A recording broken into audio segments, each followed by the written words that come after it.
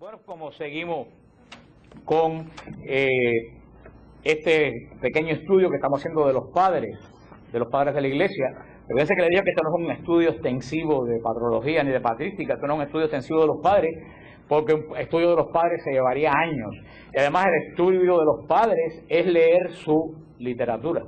Yo solamente lo estoy haciendo dándole un bosquejo de quiénes fueron los padres de la Iglesia, para que ustedes tengan idea de cómo pensaba la comunidad primitiva. Me preguntaba un muchacho, Madre Angélica de WTN, me preguntaba un muchacho hoy que él quería demostrar que la Iglesia Católica era la Iglesia de los Apóstoles, que cómo lo hacía. Yo dije, muy sencillo, con los padres de la Iglesia. Ve a los padres de la Iglesia, mira cómo piensan los padres de la Iglesia y pregúntate si la forma de pensar de los padres de la Iglesia tiene que ver con la forma de pensar hoy en día protestante o con la forma de pensar hoy en día católica. Según tú te des cuenta, te darás cuenta cuál fue la primera iglesia. Esa es la prueba más contundente de cuál es la verdadera iglesia de Jesucristo, porque estos padres de la iglesia, que como dijimos cuando hicimos la introducción a la patrología, ocuparon los siglos del siglo I al siglo VI, el siglo VI que terminó la era de los padres de la iglesia y comenzó la era de los doctores de la iglesia, pero sobre todo la primera parte de los padres, la parte conocida como los padres griegos, son los hombres que vivieron en el primero, segundo y tercer siglo. ¿Y cuál es la importancia? Que muchos de estos hombres oyeron predicar a los apóstoles. Como yo les dije, San Ignacio de Antioquía fue discípulo del apóstol Pedro. Era yo predicar a Pedro. También hay otro de los padres de la iglesia, que Policarpo, que fue discípulo directo del apóstol Juan. Era yo predicar al apóstol Juan. Entonces esta primera generación de padres cristianos que escribieron doctrina en la iglesia, que se llaman los padres de la iglesia, son las personas que recibieron ¿qué cosa? La doctrina de los apóstoles, la doctrina que dejó Cristo. Entonces si tú lees los padres, entonces tú te vas a dar cuenta leyendo los padres, vamos a leer algunos fragmentos hoy, y tú la puedes leer y dices, bueno, este hombre ¿cómo piensa? ¿Como un pentecostal? ¿Como un bautista? ¿O como un católico? Y la respuesta es tan obvia que cuando llegas a la conclusión te vas a dar cuenta que la iglesia de los apóstoles es la iglesia católica tal como piensa hoy. Porque la forma de hablar de los padres del siglo I, del siglo II, es la misma forma como la cual habla el Papa Benedicto XVI. O sea, por eso es tan importante los padres de la iglesia. Todos los padres, pero sobre todo los padres de los primeros 3 siglos.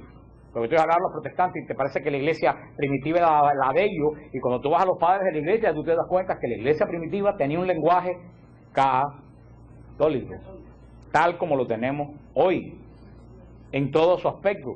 Y por eso es tan importante el estudio de los padres. Como le dije, el estudio de los padres, ¿cuál es el mejor estudio de los padres? Leer las obras de los padres. Yo no voy a estar aquí 10 años leyendo uno por uno todas las obras de los padres, porque más nunca terminamos, pero esto es una introducción para que ustedes se animen a comprar los libros o entrar en el internet, que lo consiguen gratis también. La patrología o la patrística, cualquiera de los dos temas, y lean, ponen en internet San Ignacio de Antioquía y les salen todas las cartas de Ignacio de Antioquía, escritas en el año 107 de nuestra era. Buscan San Justino Mártir, la relación al emperador que hizo San Justino en el año 155. San Justino narra cómo era el culto de los cristianos en el año 155. Léanlo y se van a quedar con la boca abierta. Cuando ustedes lean lo que San Justino dice que hacían los cristianos, porque a veces dice que San Justino tocaba panderete, después decía, los que se quieran arrepentir vengan y arrodíllense para que hagan la oración de salvación. Para nada hacían eso los cristianos del servicio. Dice San Justino que en el año 155 de nuestra era, el culto cristiano era que el primer día de la semana, ¿qué día es? Muy temprano se reunían los cristianos con el obispo, alababan a Dios, rezaban salmos, se leía la palabra de Dios, el obispo explicaba la palabra de Dios, los fieles presentaban las ofrendas de pan y vino, el sacerdote, el obispo hacía la ofrenda ofrenda de pan y vino al Padre, se hacía la oración eucarística, se consagraba el pan y vino en el cuerpo de Cristo, los fieles recibían la comunión, los diáconos se llevaban la comunión a los enfermos y se terminaba la reunión. ¿Qué cosa es eso? Año 155 de nuestra era. Por eso es importante el estudio de los padres. Pues en este tiempo de confusión, cuando dicen, bueno, ¿cuál es la iglesia de Cristo? Bueno, mira, a ver, de qué fue. Por eso no tengan miedo de decir, lee los padres de la iglesia. Porque no hay duda. Y eso fue lo que convirtió Scott Hahn, eso es lo que convirtió Marco Groday, eso es lo que ha convertido los grandes conversos del protestantismo. Que cuando han estudiado los padres de la iglesia, se han dado cuenta que la iglesia de los apóstoles era la iglesia de pensamiento católica. Y que la misma iglesia preserva la misma fe. Y por eso estamos viendo este estudio, que a lo mejor parece un poco así aburrido, pero es para que ustedes tengan idea cómo se formó nuestra iglesia. Hay un gran desconocimiento de nuestra doctrina de nuestra iglesia. Y vamos a ver un poco la cronología de los padres de la iglesia. Del siglo I al siglo IV es la época de oro de los padres apostólicos, sobre todo el siglo I y el siglo II. Es la época de oro de los padres apostólicos, que escribían, porque cada época tenía un interés en lo que se escribía. Conforme hoy, las encíclicas de Juan Pablo II no tienen nada que ver con las encíclicas de León XIII. ¿Por qué? ¿Ustedes creen? Porque la problemática del mundo de hoy no es la problemática que se encontró León XIII. Y el Papa del año 2600 va a tener otra forma de hablar que la que hablaba Benedicto XVI, porque va a tener otra problemática totalmente diferente. Por eso, cada época de estos padres apostólicos que pusieron el cimiento de la fe, tiene una etapa, el siglo I al IV, haciendo hincapié en el siglo I y Dios. Y dos, la intención de los escritos de los padres de la iglesia era exhortativa y catequética. ¿Qué quiere decir eso? Ellos escribían exhortando a los cristianos a crecer en la fe y a los paganos a convertirse a Cristo. Así son todos los escritos de Justino, todos esos famosos escritos. Y catequética. ¿Por qué? Porque estaba el mundo pagano entrando en la iglesia. Hoy en día, hasta el más pagano de los paganos del mundo, hoy en día ha oído hablar de Cristo. Hasta un musulmán, hasta un budista ha oído hablar que Cristo murió en la cruz. Y que los cristianos, aunque no lo crean, dicen que Cristo resucitó. Es algo común. Pero en esa época, la inmensa mayoría del mundo jamás había oído mencionar a Cristo, ni a la doctrina de Cristo. Es más, que la forma de pensar del mundo del siglo I, del siglo II, era una forma de pensar totalmente diferente. Bueno, no muy totalmente diferente, porque según se va acabando el tiempo, el mundo está regresando a la perversidad de los primeros tiempos. Pero ustedes ven que la vida de un hombre en el año 84 de nuestra era, la vida de un hombre no valía absolutamente nada. Que así como la gente va al estadio hoy a ver jugar los Dolphins, la gente iba a ver cómo leones se comían a mujeres y a niños, y esa era la diversión.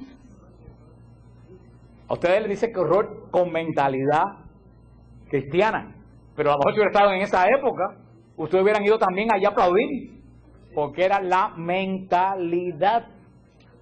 Acuérdense que nosotros hemos recibido una herencia de transformación de 2000 años del mundo, pero esa gente tenía una forma de pensar totalmente ajena a nuestra forma de pensar. Por eso la iglesia se encontró que las primeras gentes que tenían que hacer, primero que nada, escritos exhortativos, exhortar a la gente a conocer a Cristo. Después que los conocen, ¿qué es lo que tenían que hacer? Catequistas. Por eso el estilo de los padres del siglo I y II es muy parecido a las epístolas de San Pedro, a las epístolas de San Judas, a las epístolas de San Juan. Y el tema central de estos escritos de los padres de la iglesia es las verdades centrales de la fe cristiana. Exponentes de esa época de los padres, y son los que deben leer, Clemente Romano. Clemente Romano, que es el sucesor número 2 después de Pedro como papa. Clemente Romano. Ignacio de Antioquía, que es el padre de la iglesia preferido mío después de San Agustín. La Didache. Libros como la Epístola a Bernabé, la Epístola a Diogeneto. Esos son libros que ustedes deben buscar y leer. Y se van a quedar fríos. En la carta de Clemente Romano, se van a dar cuenta por qué Clemente, el Papa Clemente Romano, es el primer Papa de origen pagano, que no tiene origen judío. Ese hombre venía de la realeza de Roma. o se cree uno de los libertos del emperador. ¿Por qué este Papa escribe esa carta? Porque en el año 95 de nuestra era, porque la comunidad de Corintios, la misma a la cual a Pablo le escribió la epístola, se rebeló contra los sacerdotes y los obispos de la iglesia y los votaron de la iglesia. Entonces, ¿qué hace la comunidad de Corintios? Le escribe al obispo de Roma, para que el obispo de Roma ponga orden. Y Clemente, el Papa de Roma, escribe una carta a los Corintios, que la pueden leer, existe, hasta la original existe, poniéndolos verdes, diciéndole lo mal que habían hecho y llamándola al orden que tienen que hacer regresar a los ancianos, a los presbíteros. ¿Qué fue lo que hicieron la gente de Corinto? Dejaron entrar, de nuevo obedecieron al obispo de Roma, y esa carta de Clemente se estuvo leyendo todos los domingos en la iglesia de Corinto hasta el siglo IV, hasta que la iglesia dijo que no era una carta canónica. ¿Por qué no era canónica? Porque no la escribieron, ¿quiénes? Los apóstoles, y la quitaron de la Eucaristía de Corinto. ¿Pero qué? Tú dices, bueno, sí, está bien, qué bonito, pero ¿qué nos quiere decir a nosotros? Muy sencillo. ¿De qué año estoy hablando? 95, no 1995, el año 0095. ¿Que hay un problema en qué iglesia? La de Corinto. ¿En qué país está Corinto? Grecia. Grecia. Ubíquense en el mapa. Corinto está en Grecia. Cuando hay un problema en la iglesia de Grecia, ¿a quién le escriben para que ponga orden? Al obispo de Roma. Está bien, pero hay una cosa muy interesante. Los que fuimos, Marta María, Roxana, los que fuimos a... ¿te acuerdan los que, decir la mala palabra? Los que molestó la señora aquella con que quería ir a Corinto. No se acuerdan, para ver 4 piedras que ella ni sabía lo que era. Eso era gana de... como si fuera arqueóloga. Porque de Corinto quedaban 4 piedras y ella quería... ahorita también fue. Ella quería ir a Corinto y no nos alcanzaba el tiempo y exigir a Corinto a ver 4 piedras y en la lagartija. Pero bueno, ese es otro tema que no viene al caso. Esto no es el epístola a Corinto. Los que fuimos a Corinto sabemos que muy cerca de Corinto hay una ciudad en territorio que en ese momento era de Grecia. ¿Qué ciudad era esa? Éfeso. ¿Y quién vivía en Éfeso? No, vivía Juan, en ese momento era el obispo de Éfeso, el último de los apóstoles vivo. El apóstol que reclinó la cabeza en el pecho de Jesús. El apóstol que se llamó por la iglesia el discípulo amado. Vivía en el mismo territorio de Corinto. Y en Roma, ¿quién es el obispo de Roma? Un gentil, un pagano que se ha hecho cristiano. Si hubiera habido un problema, ¿a quién ustedes creen que la lógica dice que tenía que haber recurrido a la comunidad de Corinto? A Juan, el último apóstol vivo. Sin embargo, acuden al Papa de Roma. Entonces, lo que quiere decir esa carta, que en el año 95 ya el obispo de Roma tenía jurisdicción sobre otras iglesias extranjeras. Esto es importante, la carta. Y ahí es la primera vez que un papa manda a un nuncio, porque el papa no fue, el papa mandó un embajador con su carta. Mira lo importante que es una carta que parece insignificante, la carta de Clemente a los Corintios. San Ignacio de Antioquía, ya le dije que tienen que leer las cartas, son unas cartas cortas. Es el que le pone el nombre en la carta a los de Esmirna, le pone el nombre a la iglesia de católica. En la carta de los Esmirna dice, ya la iglesia esta no es del Mediterráneo, es católica, es universal. Y a partir de ahí, del año 107, en Antioquía, nuestra iglesia se empezó a llamar católica, porque se le puso el nombre Ignacio de Antioquía. En una de sus cartas está. Lean las cartas de Ignacio de Antioquía, vamos a leer fragmentos espectaculares en cuanto a dogma de la iglesia católica. Como habla de la Eucaristía, de la misa, de los obispos, de los diáconos, de los presbíteros. La Didache.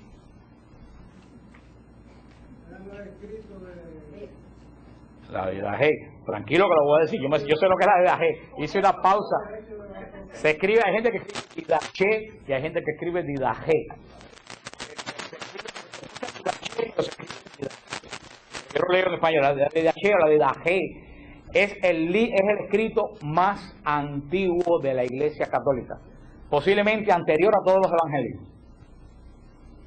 Es un escrito que se llama Doctrina de los Apóstoles, que es de la iglesia de Roma entre el año 40 y el año 45 de nuestra era. Es una regla de cómo actuar la iglesia, cómo celebrar la Eucaristía, cómo celebrar los bautismos. Es que como no había seguridad, por tiempo se pensó que era un escrito apostólico, pero como no había seguridad que lo escribieron los apóstoles, no se puso en el canon. Pero es el escrito, pero no tiene herejía. Es el escrito más antiguo de toda la iglesia. ¿Cuál es la más importante en la vida G para mí? ¿Eso es la cosa más importante en la vida G para mí? Que la vida G dice, bautícese a la gente sumergiéndole en agua. Pero si no hay agua, rocíenle agua en la cabeza.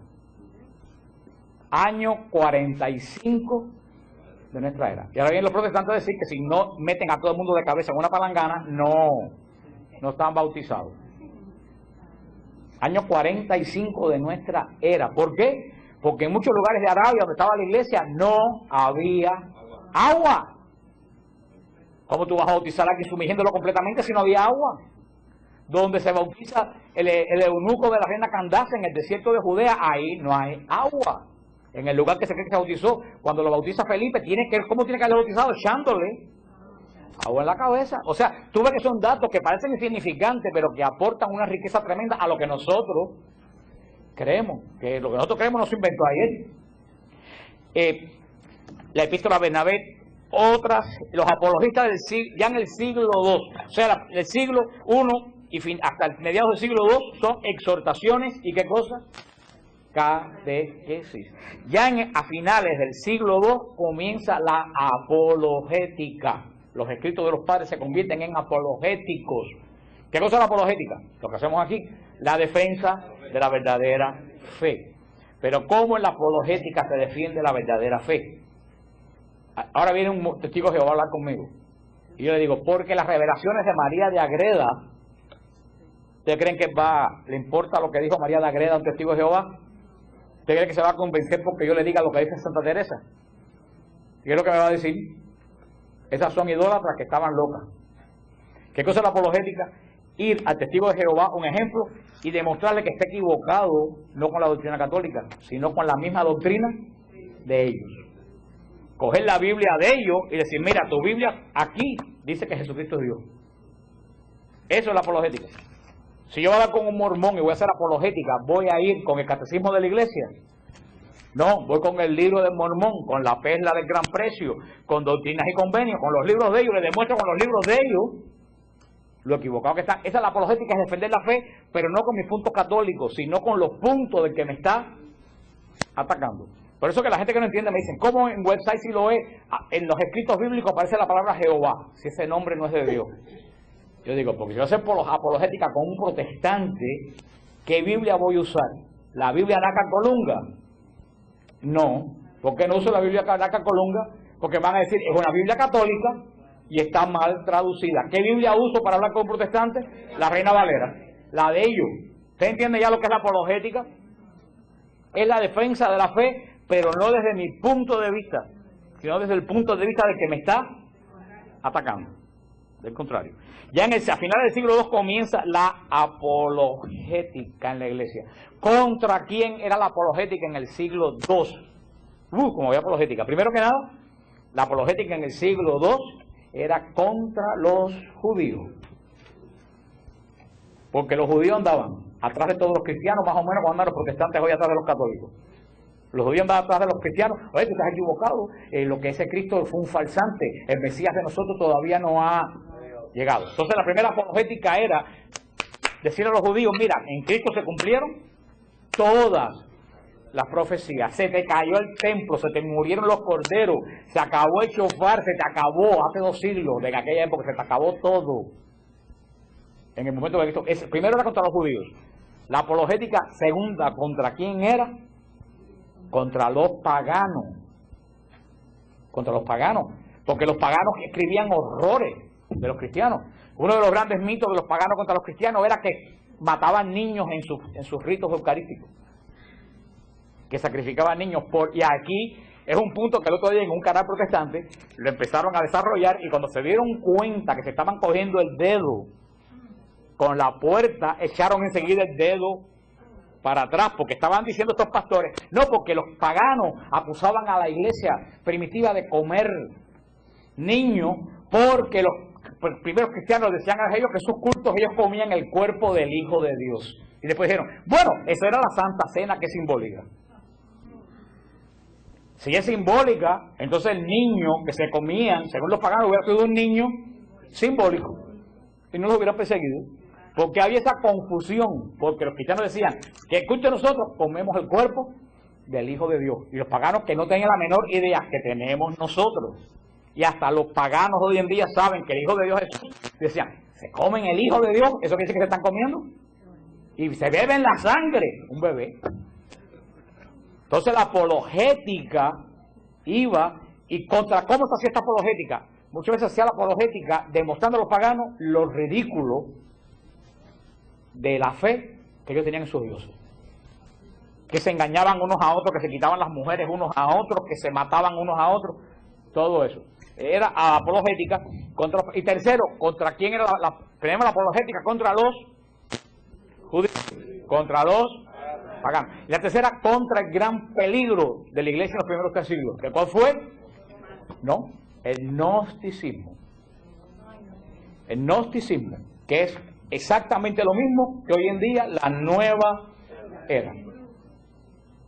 Esta corriente que llegó y se coló en el cristianismo, disfrazada de cristianismo, pero lleno de ritos orientalistas. Y también contra los gnósticos, que ya de Juan, el apóstol, empezó la guerra contra los gnósticos. Exponentes de esta última parte del siglo II, apologistas: Arístides de Atenas, Quadrato.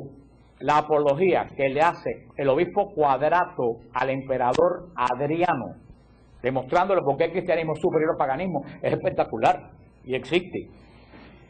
San Justino Mártir, que es el que le acabo de decir, que le narra al emperador cómo era un culto cristiano para que vieran que ahí no se comían a nadie. Hay otro, Egésipo, también, que no es muy conocido, uno de los grandes padres del siglo III, que es Ireneo de León. San Ireneo de León, uno de los grandes apologistas de esta época, que es el primero que aborda la catequesis a los paganos, de explicarle la fe a los paganos, porque hasta ese momento la fe se explicaba solamente a los que tenían deseos de ser bautizados, que pasaban el proceso del catecumenado. Y era muy, en las persecuciones era muy escondido para que la fe no fuera profanada. Pero ya San Ireneo de León es el primero que empieza a hacer una catequesis, no solamente para grupitos que querían ser instruidos, sino para todo el mundo pagano. O sea, en el siglo I los padres escribieron catequéticamente y exhortativamente. En el siglo II, apologéticamente. Tercero, siglo III en adelante, empiezan las escuelas de la revelación. Ya empiezan las escuelas de los padres de la iglesia a meterse en el misterio de Dios.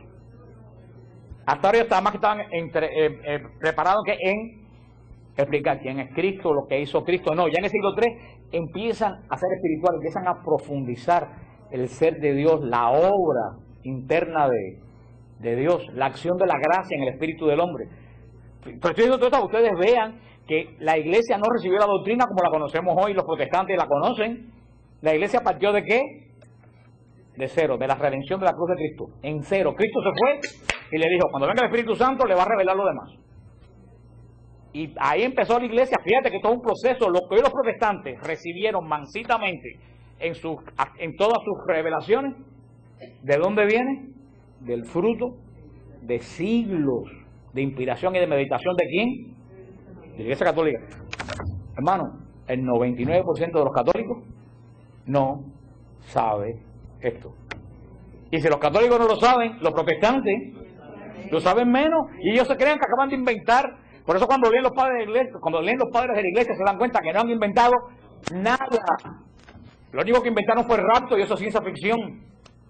Y el Apocalipsis, la versión del Apocalipsis para asustar a la gente. Ahora en el siglo III comienza la revelación. Aquí los padres surgen en escuelas. Hay escuelas. ¿Qué son escuelas? Grupos de gente que piensan igual.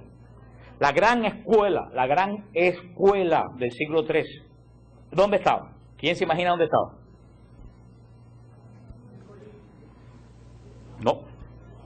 Frío.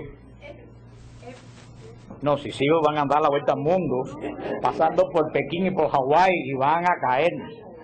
No, la gran escuela de filosofía, de revelación, fue la escuela de Alejandría.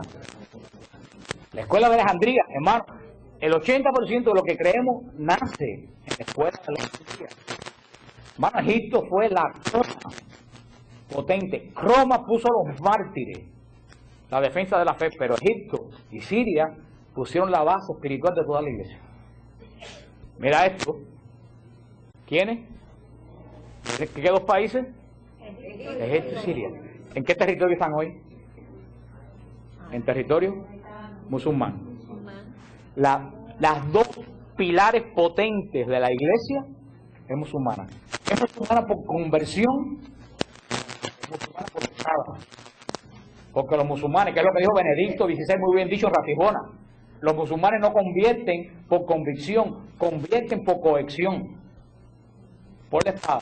Porque toda esa comunidad de Alejandría, profundamente cristiana, fue decapitada y masacrada. Y después los árabes, igual que las grandes escuelas de Antioquía, de Siria, fueron masacrados y fueron destruidas por los árabes. Esos no fueron convertidos, fueron masacrados. Por eso, que me perdonen los palestinos, sacó un palestino hoy este video, que me perdone con todo respeto. Ellos dicen que los judíos le quitaron la tierra, pero ellos le quitaron la tierra a los cristianos en el siglo VI. Así que como dice un dicho en mi patria, ladrón que roba ladrón, tiene 100 años perdón. Porque esa tierra de Palestina no era árabe, esa tierra era cristiana. Y fue masacrada por Turquía y por las hordas mahometanas persas y de toda esa área de ahí. Eso es historia. Lo que pasa es que hoy en día no es políticamente correcto decir esto. Pero los musulmanes conquistaron Constantinopla, todos esos lugares, no por nosotros, por predicación. Lo conquistaron a filo de la espada. Por eso esta gran escuela, Alejandría, era el faro de la iglesia. Era el faro de la iglesia. La filosofía neoplatónica surge adentrándose en la fe, la exégesis alegórica de la escritura que hoy en día todos ustedes estudian cuando estudiamos la Biblia, nace en Alejandría. De los grandes hombres de la escuela de Alejandría, el más grande de todos, Orígenes. Orígenes es uno de los padres de la iglesia, Orígenes es uno de los grandes, en el año 254. Sus grandes libros, el gran coloso de Alejandría, San Clemente de Alejandría, el obispo de Alejandría, uno de los grandes padres de la iglesia, San Clemente de Alejandría, uno de los padres que hay que leer. La otra escuela importante, le dije que era Alejandría, ¿y cuál es la otra? Antioquía, era la ciudad en la Siria, la ciudad sabia de la Siria. Que aquí, ¿quién está? Está San Juan Crisóstomo, uno de los grandes padres de la iglesia. Crisóstomos quiere decir boca de oro, porque hay que leer los sermones de San Juan Crisóstomo de la Pascua, hay que leer los sermones de San Juan Crisóstomo sobre la Virgen María. Surge de esta escuela de Antioquía. Después comienza la época en sí. Estos son los padres, estos que vimos hasta ahora, del siglo I, II y principio del III, son los padres apostólicos. Se le llama esta sesión padres apostólicos. Padres que casi todos escucharon a los apóstoles o escucharon a alguien que escuchó a los apóstoles. Ahora, ya finales del siglo III, del siglo IV, comienza verdaderamente la era de los padres griegos. ¿Y qué entramos en la época de los padres griegos? En la época de los padres griegos entramos en el misterio profundo de la iglesia. Aquí es donde se empieza a discutir el misterio trinitario y los misterios cristológicos. Son los padres griegos que ponen la base de los misterios trinitarios. Todos los protestantes del mundo son trinitarios y cristológicos, menos los mormones y los testigos de Jehová, que no son cristianos. Pero aparte de esos dos, el resto de todos. Bueno, y por supuesto, menos es Jesucristo que vive aquí en el Doral, que no es nada porque eres Cristo. Entonces, él no es nadie. Dice que ni ora porque a quién le va a orar. Y tienes razón, si eres Cristo, ¿a quién le va a orar? Pero todo el resto, pentecostales, adventistas, bautistas, todos son trinitarios y cristológicos. cristológico. Lo cristológico es la logía, el estudio de Cristo, que es lo que comienza aquí, profundamente. Si ellos son trinitarios y son cristológicos, ¿tú sabes por qué son trinitarios y por qué son cristológicos? Porque la Iglesia Católica en el siglo III y en el siglo IV desarrolló esta doctrina. ¿Dónde? En el mundo griego. Fíjate cómo el Señor no hace las cosas a lo loco. Por eso que el Señor se toma su tiempo. Nosotros hacemos las cosas rápidas y no salimos de una metida de pata para entrar en la próxima. Hay veces uno dice, pero mira que Dios se demora. Porque Dios cuando hace las cosas, las hace bien. Y hay un dicho en inglés que dice, easy come, easy go. Trinitario y cristológico. El Señor primero, ¿dónde hace la redención? En Palestina. En Palestina no hay mucho que pensar. Los judíos no son mucho de pensamiento en esa época. Ellos tienen la ley y ¿qué es lo que hacen? Cumplirla. De ahí no salen. El Señor hace la redención, ¿dónde? En Palestina. Pero cuando comienza el desarrollo de la profundidad del pensamiento cristiano, ya no es en Palestina. ¿Dónde se desarrolla? En el mundo griego. ¿Por qué? Porque los griegos eran la tierra de Platón, de Aristóteles, los que estaban ya preparados a pensar y a discutir. Fíjate cómo el Señor va moviendo su iglesia en diferentes etapas. Y es los cristianos griegos los que ponen la base de la doctrina, de nuevo, esas dos palabras tan raras que yo dije, trinitaria, cristológica. Y fueron 200, 300 años de batallas que hasta muertos causaron. Yo leía que dice que tú ibas a comprar una libra de carne en Constantinopla y le pedías carne y terminabas dándote palo con el carnicero, pues si en Cristo hay dos naturalezas o una.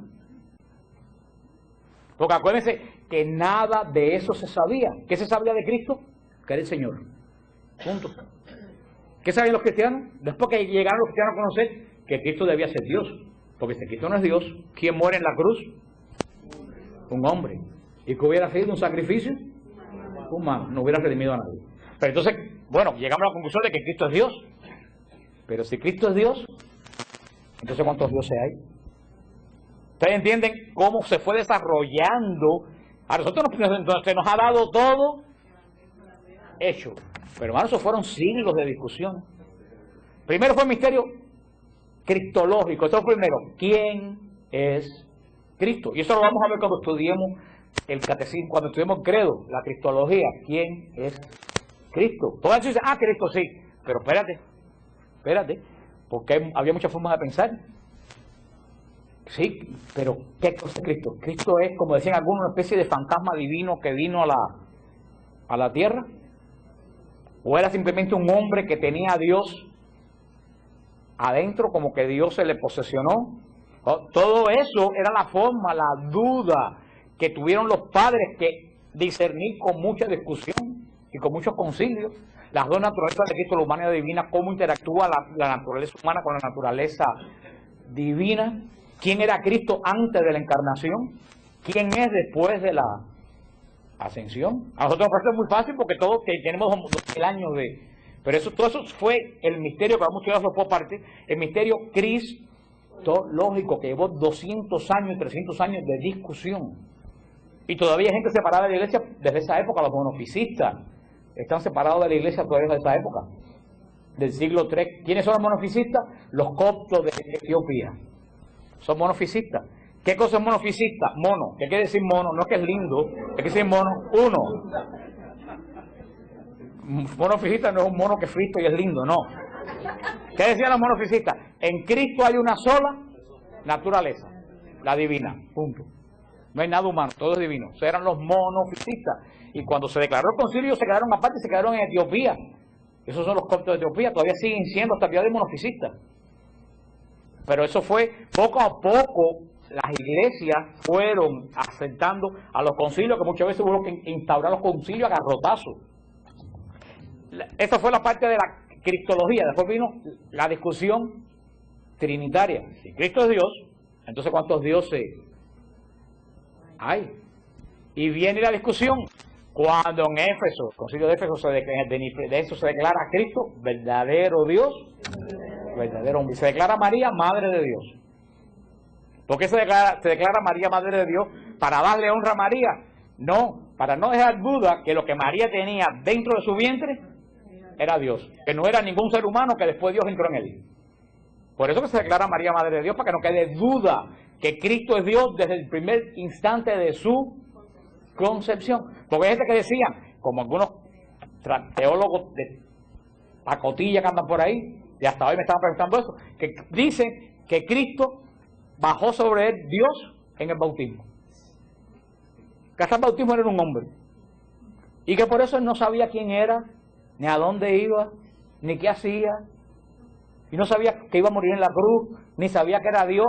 Eso viene de esa doctrina. Entonces dice, no, María no es la madre de Jesús, María es la madre de Dios, porque lo que llevó en su vientre desde el momento de la anunciación fue a la segunda persona, la Santísima Trinidad. Y después la última de las discusiones, entonces si Jesucristo es Dios, ¿de dónde salió el Espíritu Santo? ¿Qué es el Espíritu Santo? Una corriente, una fuerza, una inteligencia. Y el concilio de Constantinopla es el último de los grandes concilios, de que le ponen el credo, creo en el Espíritu Santo, Señor y dador de vida, que procede del Padre y que con el Padre y el Hijo recibe una misma adoración. ¿Qué cosa quiere decir? El Espíritu Santo es Dios.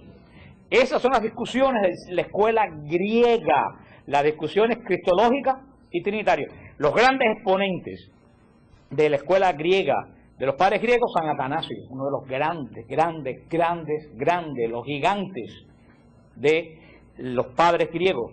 San Basilio, de los grandes padres de la iglesia griega. San Gregorio Nacianceno, de los grandes padres de la iglesia griega. San Gregorio de Niza, San Cirilo de Alejandría, son los grandes. San Juan Damasceno. Hermano, estamos hablando de gente grande. Cuando digo gente grande, gente que ya se acabó ese molde. Hombres que no solo eran grandes teólogos, eran hombres que estaban dispuestos a dar su vida por Cristo en cualquier momento. Místicos que se metían dentro del misterio de la Trinidad, porque nadie puede escribir de la Trinidad si no se mete dentro de ella. El que escribe de la Trinidad desde fuera, lo que escribe es basura. Por eso una de las grandes doctoras de la Trinidad hoy en día es Santa Isabel, la Beata Isabel de la Trinidad, una muchacha de 26 años carmelita, que no tuvo ningún estudio teológico, pero ¿qué hizo esa muchacha? Se metió dentro del misterio de la Trinidad. ¿Quién puede escribir mejor de la Siberia? ¿Uno que lo lee en la Enciclopedia Británica o uno que la visita? Uno que la visita.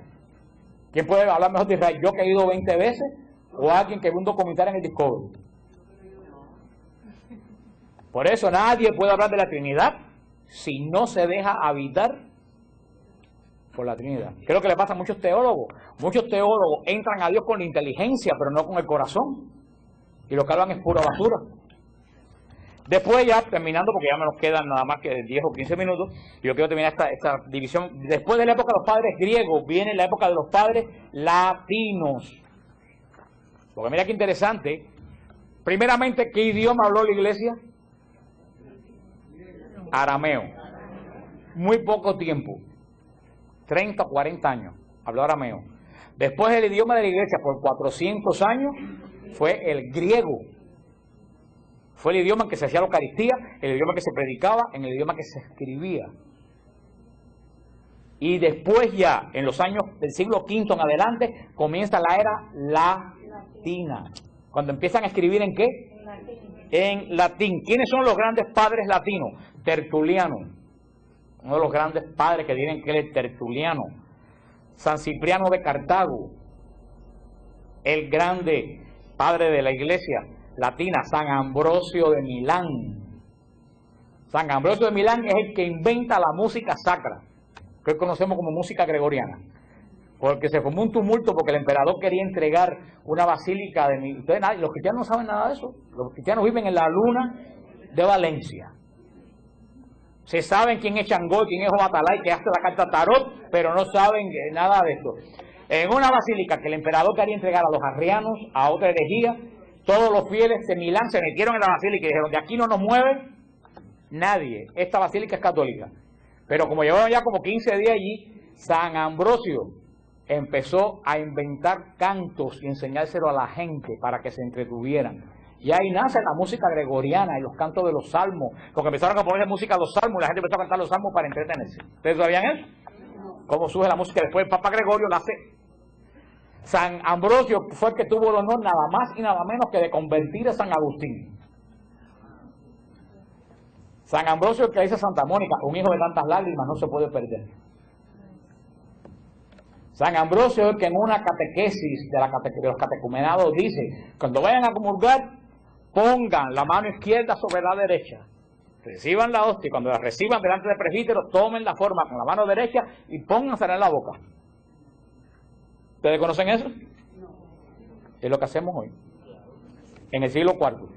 Así enseñaba y los libros de San Ambrosio. Bueno, uno de los grandes padres latinos de todos los tiempos que todo el mundo conoce, el gran San Agustín. Yo no consigo un cristiano que no haya leído las confesiones de San Agustín. El que no lo ha leído está perdido. Es uno de los grandes libros después de la Biblia de toda la iglesia, las confesiones de San Agustín, y donde dice las verdades más rotundas que yo he visto en mi vida. Igual de grande, pero no tiene desperdicio. La frase que más a mí me impresionó San Agustín dice, tarde te conocí, belleza tan nueva y tan antigua. Ese lamento que le sale, perdí 20 y pico de años sin conocerte, qué tarde te conocí. Y es la frase, yo uso mucho frase de él, la frase que dijo, quien se aleja de Dios, todo se aleja de él. Estas frases son de San Agustín. Y otro de los últimos grandes padres latinos, y ustedes lo conocen, los que van a retiro, San León Magno. ¿Quién es San León Magno? San Lío, el de la abadía donde nosotros, que está el nombre de la abadía, de los grandes padres. La última etapa, los grandes padres de la iglesia, es muy cortita, es la del siglo V y la del siglo VI. ¿Qué hacen los padres en el siglo V del siglo VI? Se tiene la conciencia de que ya se terminó la etapa de la creación. Ya toda la doctrina católica ha sido creada y afirmada en los concilios. Ahora, ¿qué se dedican los padres? A conservar lo que se creó. Lo que se dedican los padres de la última. Y son los padres menos conocidos. Es la época de la literatura de los monjes, de todos estos padres de la iglesia que forman ya la estabilidad de los grandes conocimientos de uno de los grandes, no voy a decir nombres porque muchos no son conocidos. Un padre de la iglesia de esa época, bien conocido, que ustedes por lo menos lo han oído sonar, San Gregorio Magno, que es el que hace la música gregoriana, entre otras cosas. Otro padre que ustedes muchos no han oído sonar, pero es un gran padre de la iglesia, es español, San Isidoro de Sevilla.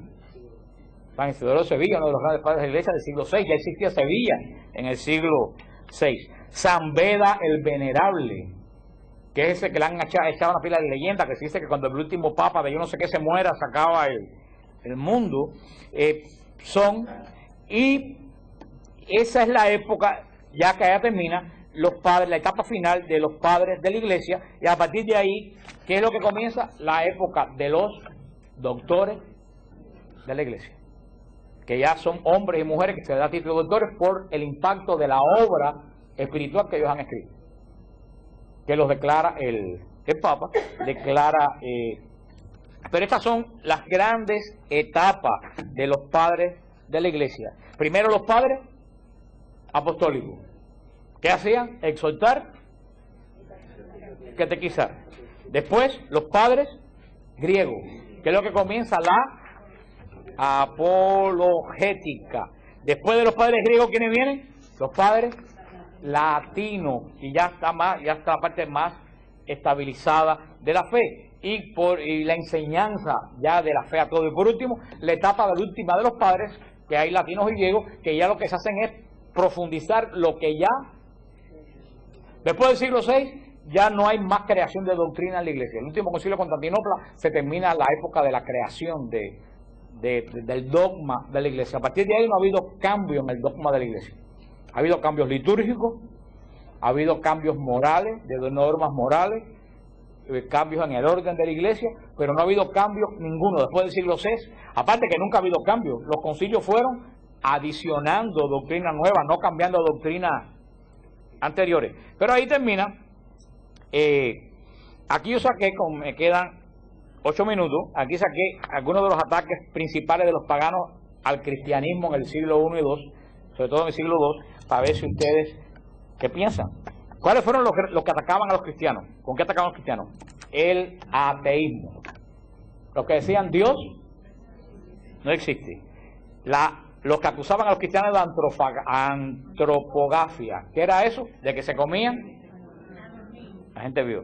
Los que acusaban a los cristianos de desórdenes morales, que hacían cosas raras en su culto. Los que acusaban a los cristianos de odio al género humano.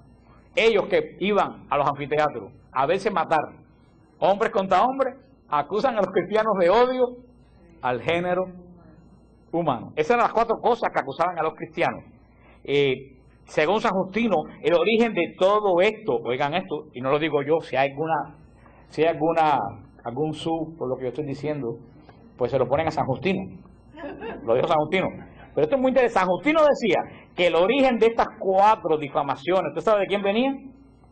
De los judíos. Eran los originadores de estas 4 difamaciones a los judíos. Que ellos fueron los que les comieron el cerebro con esto a los paganos.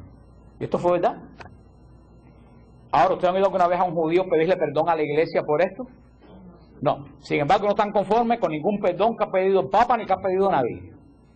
Pero viene un judío decir, nosotros nos arrepentimos de lo que hicimos en el siglo I, II y III. Tipos de apologías que se hicieron, refutaciones a esto que decían los paganos, amonestaciones a los paganos, mire, ustedes están equivocados por esto y por esto, resolución de dudas privadas de algún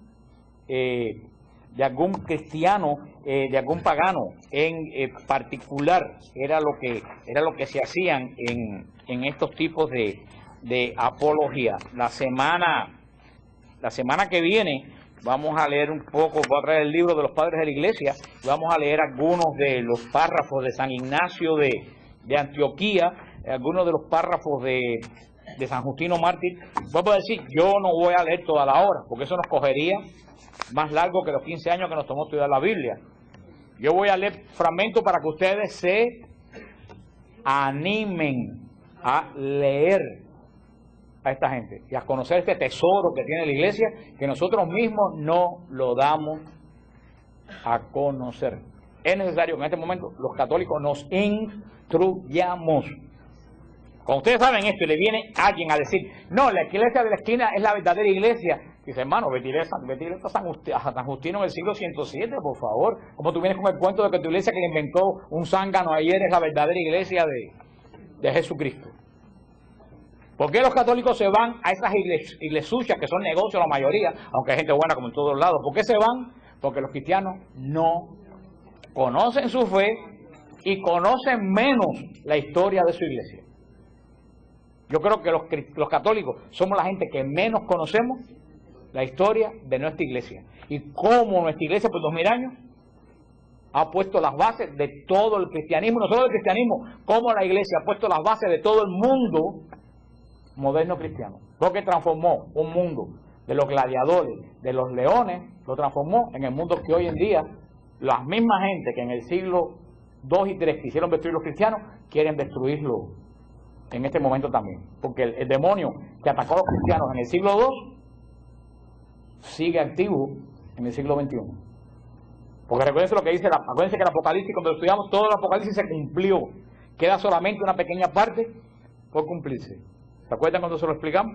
Solamente queda por cumplirse la parte en que el diablo va a ser soltado por un periodo de tiempo para atacar un último intento a los cristianos. Esa es la única parte que queda por cumplirse. Fíjate que el demonio vuelve a atacar la iglesia con lo mismo que la atacó en el siglo I y II, porque gracias a Dios el demonio no tiene mucha iniciativa.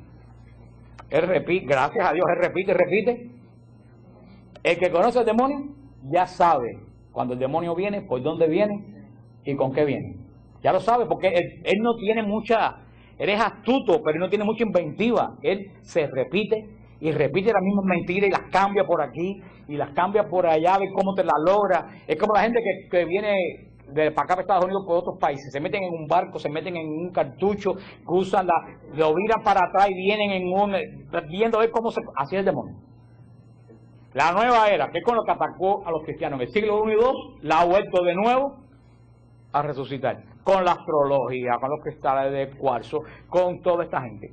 Y los hombres, tú no dices, ay, qué brutos los romanos del siglo I y II, pero está confundiendo a universitarios en el siglo XXI, a canales como el Discovery, a canales como el History Channel, a gente que se la dan de muy conocido, los está totalmente, y dice, no, yo no creo, eso es cosas de Jesucristo, eso es cosas antiguas. Yo ahora creo en unos enanitos que viven en el centro de la Tierra y que salen por un hueco en Tampa en un cohete de cristal de roca. Pero yo no creo en Cristo porque eso es un invento de... Eso de los enanitos que salen por un hueco que hay en Tampa, yo lo oí en el radio. Que hay unos enanitos que manejan la Tierra, el centro de la Tierra, hay un hueco por Tampa, y ellos salen en unos cohetes de cristal de roca y nadie los ve. Yo lo oí en el radio de Miami.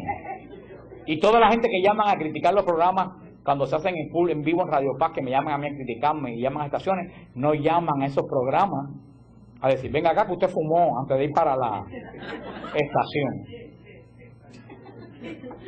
Porque eso es lo que estamos viendo, se critica. Yo no creo en Jesucristo, pero llevan nada más y nada menos, como en el programa de Alina, la hija de Fidel Castro, que es muy sesuda y muy intelectual, lleva a nacer un astrólogo por ahí, a dar las predicciones del siglo del 2007.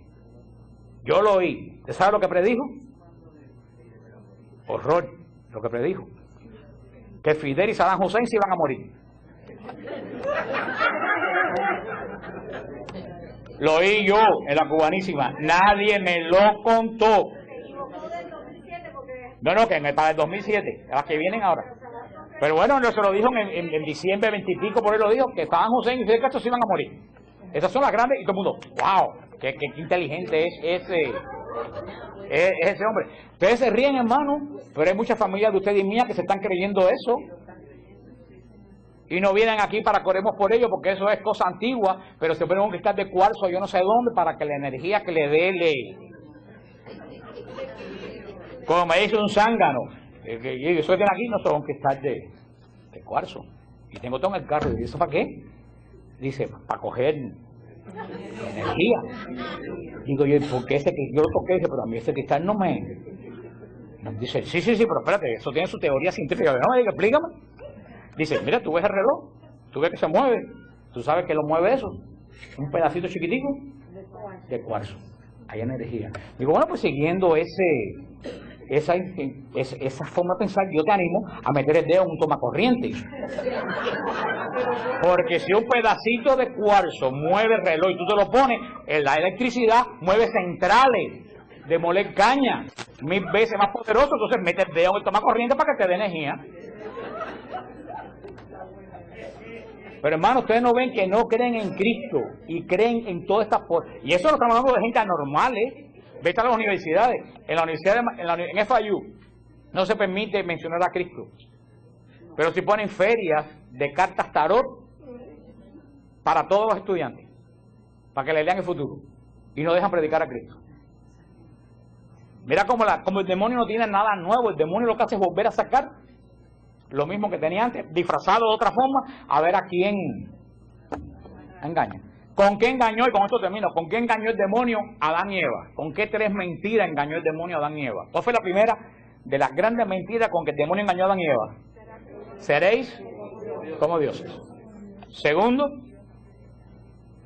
gran mentira, conocerás por ti mismo la diferencia entre el bien y el mal.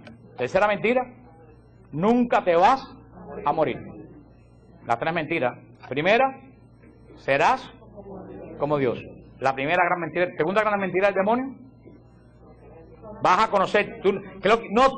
Ningún Dios tiene que venir a decirte lo que es bueno y lo que es malo. Tú tienes capacidad para saber lo que es bueno y lo que es malo. Tercero, nunca. Adán y Eva, los primeros padres. Esas 3 mismas mentiras es la que está diciendo hoy. ¿Qué dice la nueva era? Tú eres Dios. Y tú oyes a gente como Richard González y otros para decir, no, yo soy Dios, porque la chispa divina que está en mí, yo soy, todos somos dioses, porque todos somos parte de, seréis como. La segunda mentira, conocerás por ti la diferencia del bien.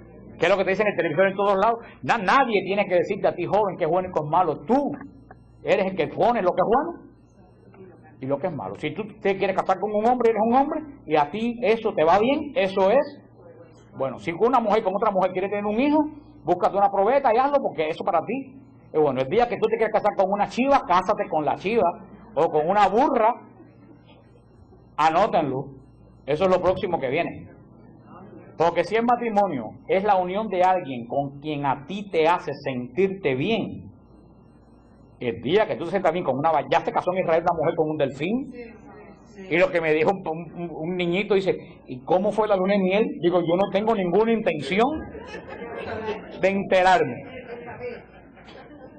Ya se casó una mujer con un delfín, y a eso vamos, porque si la unión es con quien a ti te sienta bien y tú amas mucho a tu perro, te casas con tu perro y eres viuda de un German Shepherd.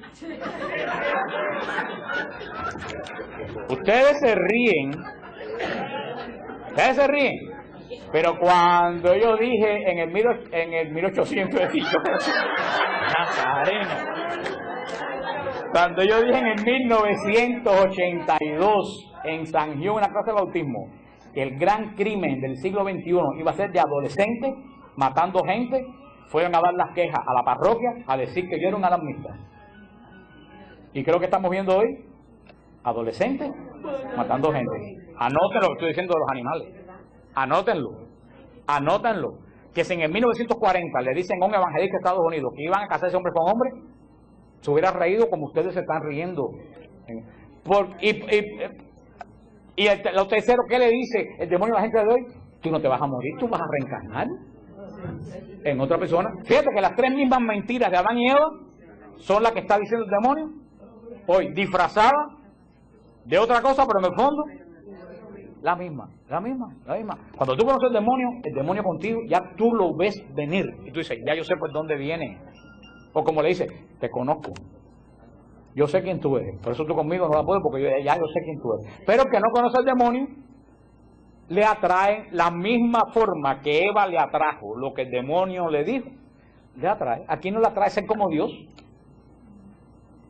¿A quién no le atrae no tener que depender de nadie para hacer lo que tú quieres? Porque tú eres quien pone tus propias reglas. ¿A quién no le atrae que nunca se va a morir?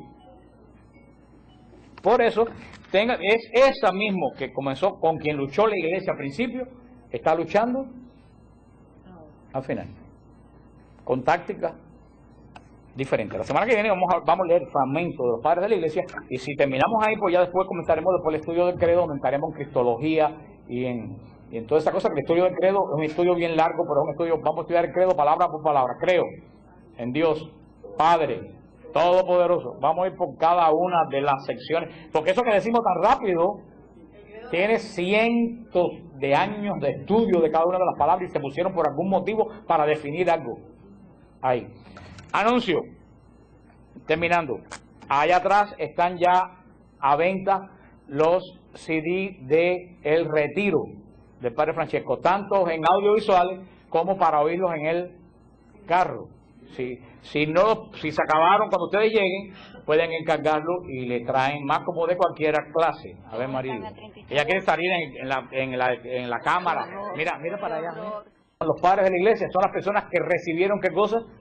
La doctrina de los apóstoles, la doctrina que dejó Cristo. Entonces, si tú lees los padres, entonces tú te vas a dar cuenta leyendo los padres. Vamos a leer algunos fragmentos hoy, y tú lo puedes leer y dices, bueno, este hombre, ¿cómo piensa? ¿Como un pentecostal? ¿Como un bautista? ¿O como un católico?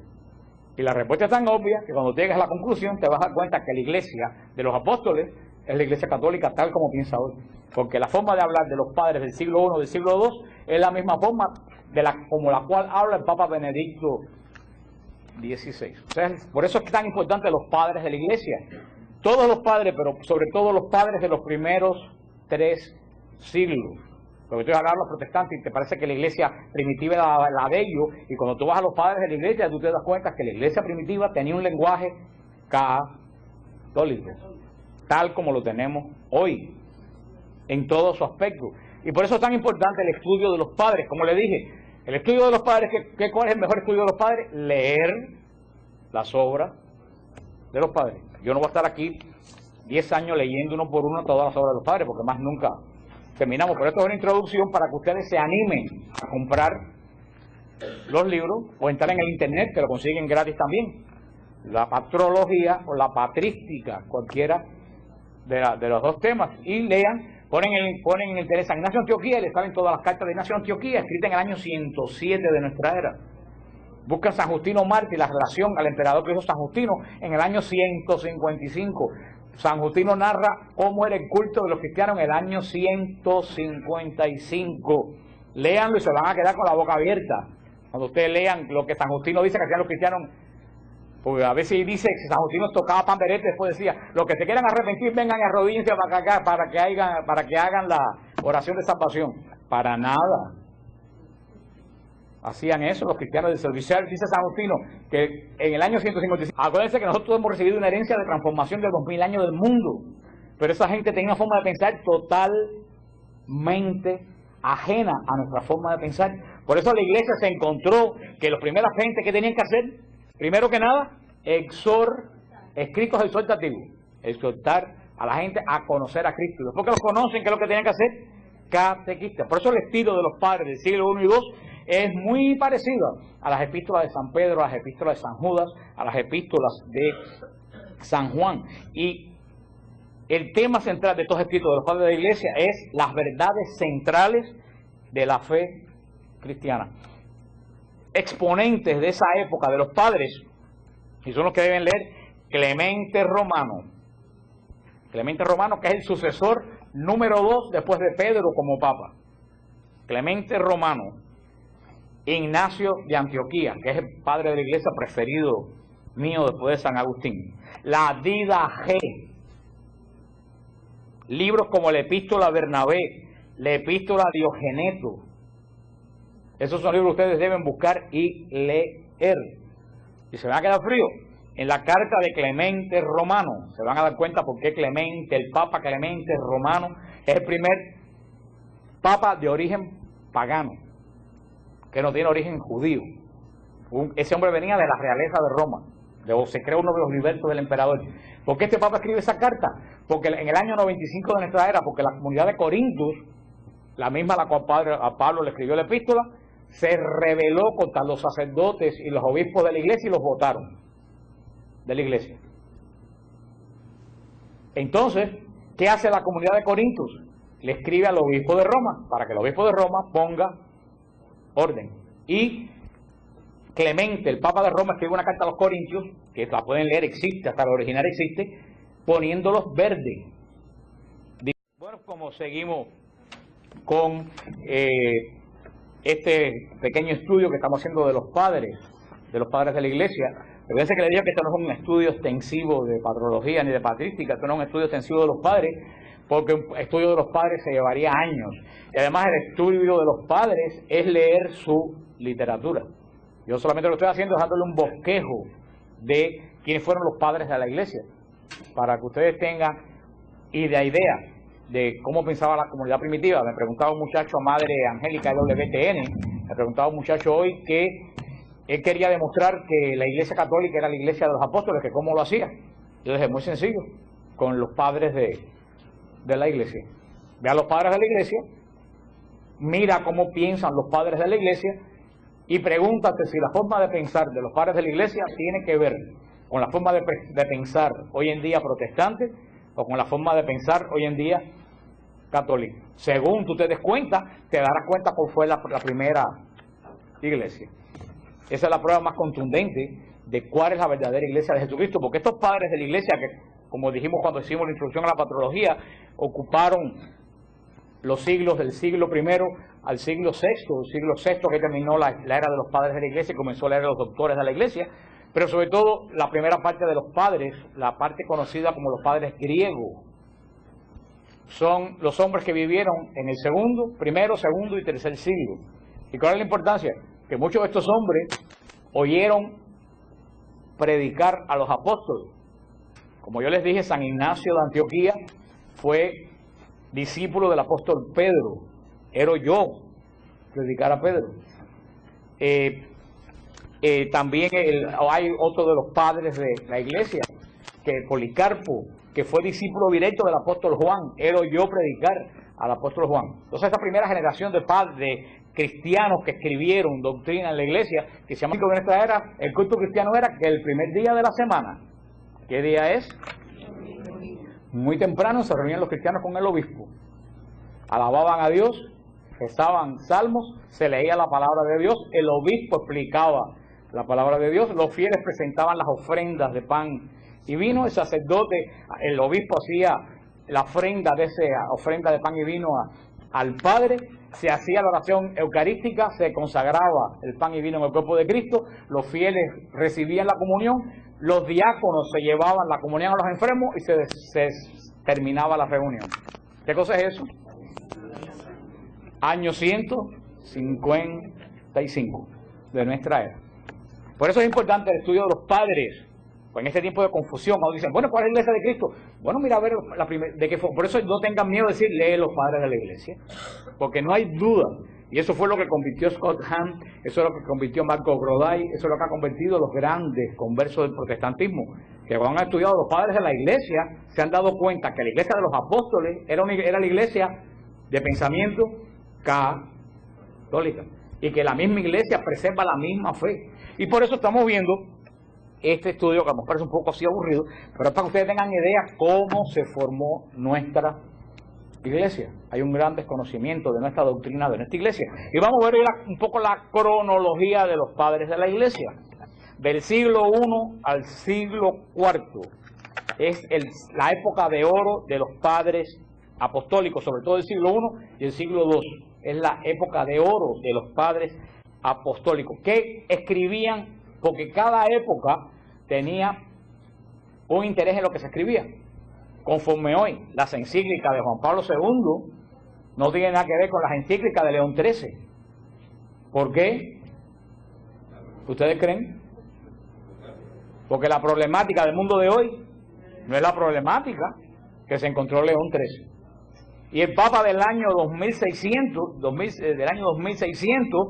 va a tener otra forma de hablar que la que hablaba Benedicto XVI, porque va a tener otra problemática totalmente diferente. Por eso, cada época de estos padres apostólicos que pusieron el cimiento de la fe, tiene una etapa, el siglo I al IV, haciendo hincapié en el siglo I y Dios. Y dos, la intención de los escritos de los padres de la iglesia era exhortativa y catequética. ¿Qué quiere decir eso? Ellos escribían exhortando a los cristianos a crecer en la fe y a los paganos a convertirse a Cristo. Así son todos los escritos de Justino, todos esos famosos escritos. Y catequética. ¿Por qué? Porque estaba el mundo pagano entrando en la iglesia. Hoy en día, hasta el más pagano de los paganos del mundo, hoy en día ha oído hablar de Cristo. Hasta un musulmán, hasta un budista ha oído hablar que Cristo murió en la cruz. Y que los cristianos, aunque no lo crean, dicen que Cristo resucitó. Es algo común, pero en esa época, la inmensa mayoría del mundo jamás había oído mencionar a Cristo, ni a la doctrina de Cristo. Es más, que la forma de pensar del mundo del siglo I, del siglo II, era una forma de pensar totalmente diferente. Bueno, no muy totalmente diferente, porque según se va acabando el tiempo, el mundo está regresando a la perversidad de los primeros tiempos. Pero ustedes ven que la vida de un hombre en el año 84 de nuestra era, la vida de un hombre no valía absolutamente nada. Que así como la gente va al estadio hoy a ver jugar los Dolphins, la gente iba a ver cómo leones se comían a mujeres y a niños, y esa era la diversión. A ustedes les dice que horror con mentalidad cristiana, pero a lo mejor si hubiera estado en esa época, ustedes hubieran ido también allá a aplaudir, porque era la mentalidad